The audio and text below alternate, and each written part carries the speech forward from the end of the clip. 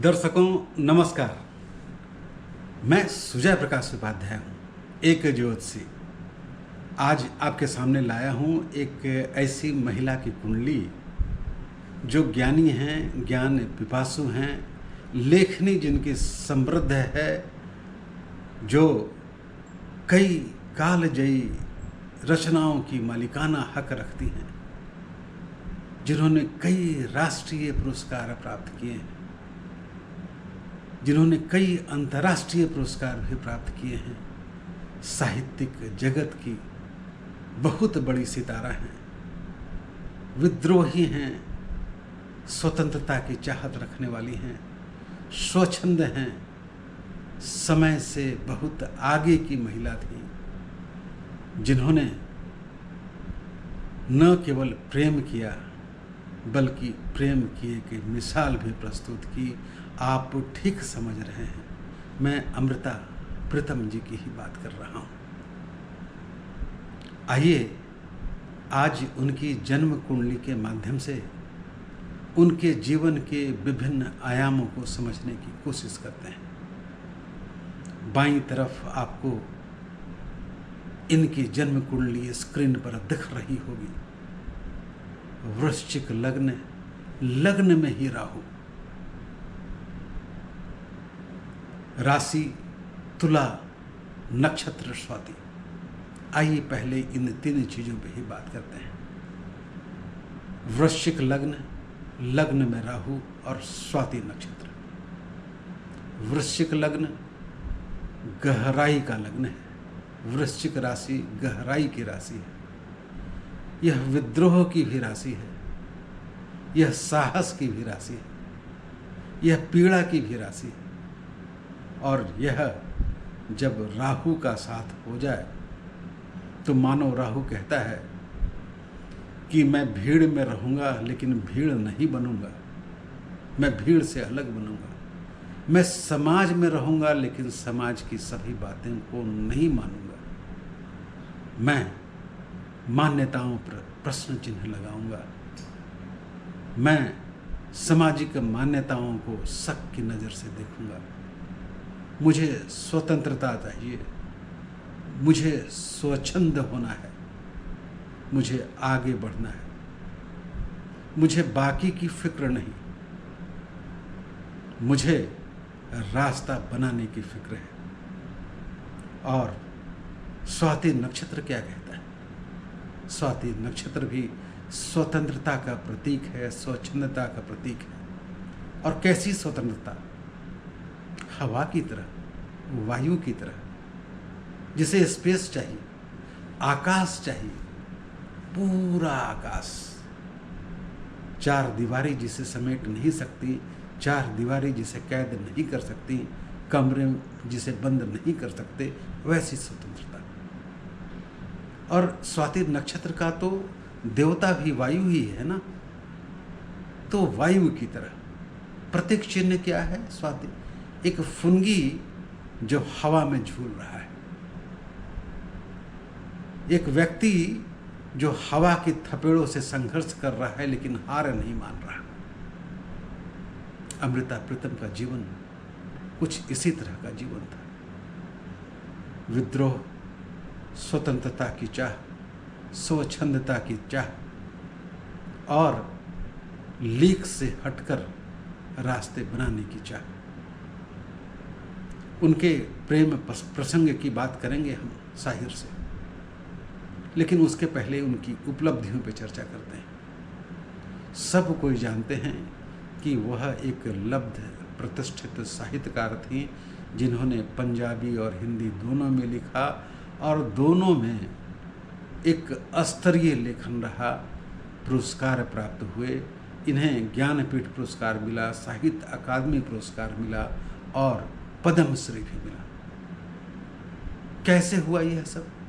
आइए चर्चा करते हैं, पहले 9 भाव की, फिर 10वें भाव की, और सबसे अंतिम में इनके 7वें भाव, इनके प्रेम का भाव, इनके विवाह का भाव, इनके त्रिकोणीय प्रेम का भाव, उसकी चर्चा करेंगे।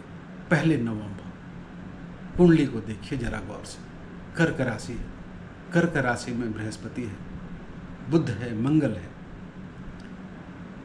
बुद्ध वाणी का भाव, द्वितीय भाव का भी स्वामी है, पंचम का भी स्वामी और उच्च का है। वह ज्ञान जिसे बुद्ध ने अभिव्यक्ति दी और मंगल ने साहस दिया सच लिखने का, वैसी बातों को लिखने का जिसे समाज मान्यता नहीं देता था। इमरोज के साथ 40 वर्षों का एक छत के नीचे रहना संभवतः प्रथम लिव इन रिलेशनशिप इनका था।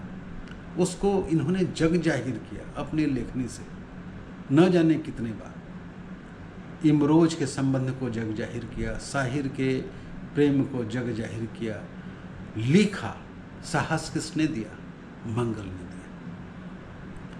और इन्हें प्रसिद्धि सब जो मिली वह किस कारण से मिली? दशम भाव, आजीविका भाव, कर्म भाव, राज्य भाव को देख लीजिए जरा। दशम भाव सिंह राशि का है। इसका स्वामी कौन होता है? सूर्य। सूर्य वहीं बैठा है और वो केवल वह 100 राशि होकर नहीं बैठा, वह वर्गोत्तम होकर भी बैठा है। साथ में शनि भी है।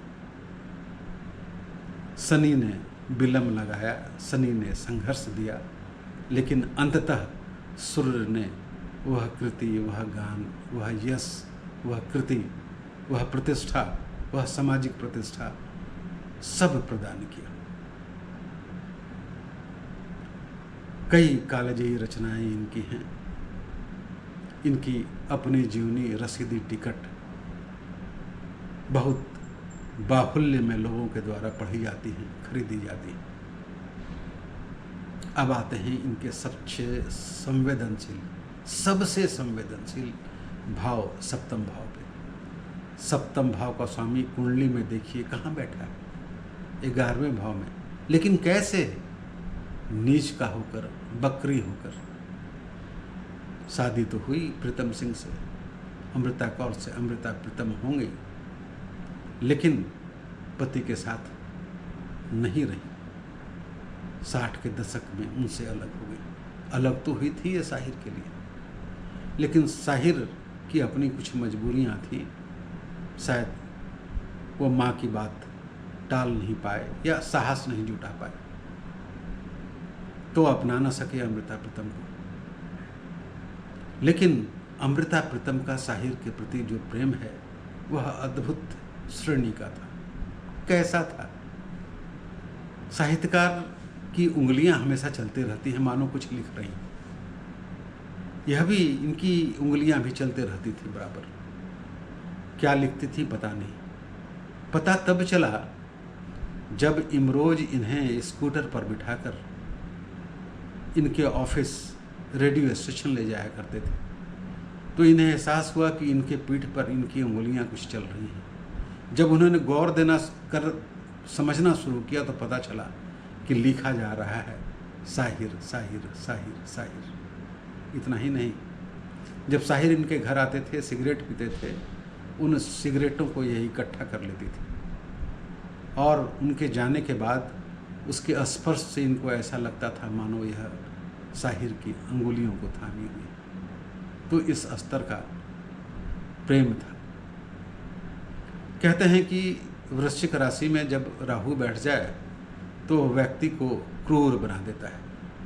इनकी क्रूरता की झलक और कहीं तो नहीं मिलती, लेकिन मुझे लगता है कि प्रीतम सिंह और इमरोज के साथ इन्होंने जो क्रूरता बरती उसका इन्हें खुद एहसास नहीं था। वृश्चिक राशि में जब राहु हो तो व्यक्ति क्रूर तो होता है, लेकिन उसका एहसास उसे खुद नहीं होता।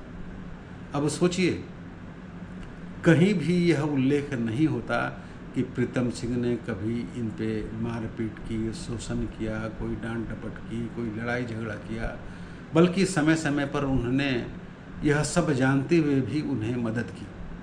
उसके लिए अपना घर द्वार छोड़ा, उनके लिए उन्होंने अपनी दुकान बेच दी। तो एक खास तरह की क्रूरता उन पर झलकती और इमरोज पे भी झलकती। सोचिए, जो इस स्तर का प्रेम कर रहा हो, उनके साथ साहिर से मिलने भी जाते थे, जो आदमी किसी स्त्री को इतना प्रेम कर रहा हो और उसको पता चले कि वह स्त्री किसी और को प्रेम करती है, तो वह उस पर बढ़ती जाती क्रूरता नहीं तो और क्या है। तो चलिए, यह हुई अमृता प्रीतम की कहानी। आगे हम इसी तरह से किसी न किसी साहित्यकारों की कुंडली भी आपके सामने लाएंगे। आज के लिए नमस्ते, नमस्कार, प्रणाम।